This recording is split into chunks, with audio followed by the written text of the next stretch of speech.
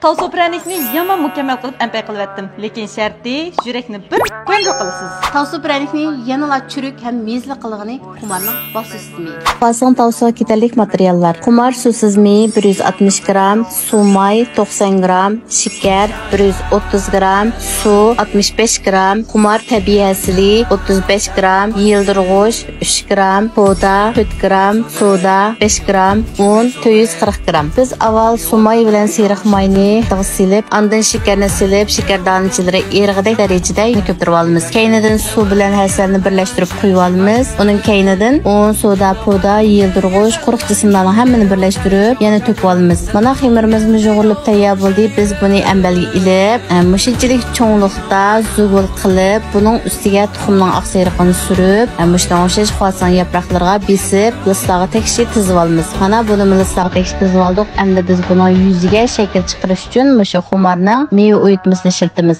Bu har xil rangda, har xil ta'mda chiqadi. O'zingizlar xohlaganini ishlatsangiz bo'ladi. Mana ko'rganinglardek mushunga o'xshash siziqchalarni sizib, buni shakllantirib oldik. Endi oldin qizitilgan kavshan silib pishirib olamiz. Kavshanning gradusi asti 190 gradus, usti 200 gradus. 15 minut atrofida pishirib ilib olsak bo'ladi. Mana pishiriqimiz chiroyli pishib chiqdi.